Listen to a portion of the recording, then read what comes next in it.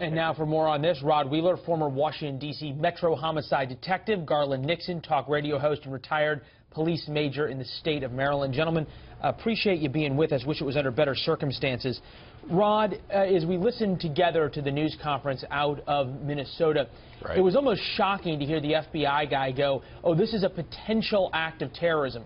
They have him talking about Allah. They have him asking people who he stabbed, are you Muslim, before stabbing them. And then you have ISIS saying this guy was a soldier of the caliphate. What else do they want? You know, what else do they want? What else do they need? And I'll tell you, I don't like to second-guess others in law enforcement. I never have, never will. But I must say that we have to get to the point, Leland, in this country where we call situations what they are. I mean, if ISIS thinks this guy is part of their organization, why don't we think that? And ISIS has already released a statement saying that this guy is a student of them. So, you know, why aren't we calling this what it is?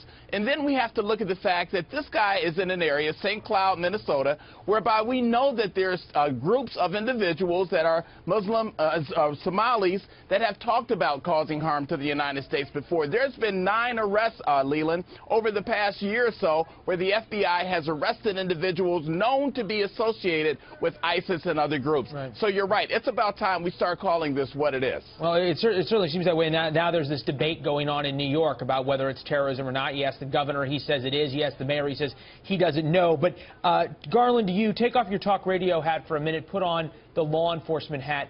You have to think that you have Minnesota, you have New York, you have New Jersey. You'd have to believe in a lot of different things to think that all of these happening on the same day just was some coincidence. Yeah, there's some other commonalities here. I mean, these were fairly kind of brute force attacks. These didn't seem to be very well thought out incidents. If you look at the Minnesota, of course, it was a knife. He didn't have a high-tech weapon. If you look at the other two, in New Jersey, of the 3 explosive devices that they used, only one of them went off. In New York, of the 2 they used, only one of them went off. So we see whoever did this wasn't sophisticated. But and to me, the commonality here is that it wasn't a very sophisticated nor effective attack, which leads me to believe that we're looking more at someone who was inspired by ISIS as opposed to groups who were inspired by ISIS as opposed to who were directly able to use their knowledge and ability. Boy, Rod, in some ways it's comforting that there's not a large group of people out here who have, you know, cells of well-trained, highly sophisticated operatives here to carry out another 9/11 style attack. On the other hand, it's terrifying that you can have one guy in a shopping mall in Minnesota and another couple people tinkering around with pressure cookers in their basements off of what they've learned on the internet and do what they did on Saturday night in America. That's right. Well, we know the guy in the mall in Minnesota. He was probably inspired. Then again, he could have been affiliated with some recognized organization. But I got to beg the difference with my co-panelists in terms of the level of sophistication of the New York bombing. And here's why I say that, and I'm sure he'll relate to this.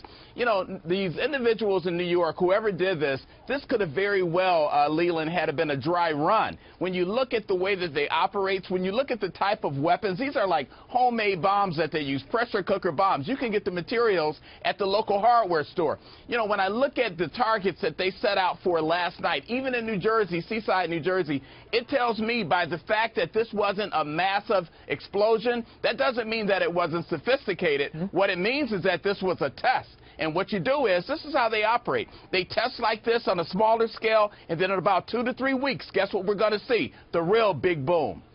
Garland, to that point, Rod, if this was a dry run, which is possible, we don't know, 2 or 3 weeks, is that long enough to wrap this investigation up? You think about the pressure cooker, major American city. You have Boston as a script in terms of how this investigation could go. Perhaps added to that, you have the benefit of having one of these devices that didn't explode. That's got to give law enforcement a pretty big jump start if this cell or this group of individuals or individuals planning more attacks.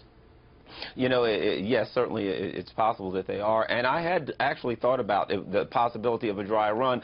But if you put all 3 of them together, I think that's less likely. It's less likely that we're going to see a dry run in 3 cities, maybe in 1. But it is certainly possible if they weren't connected, maybe that one of the 3 were a dry run.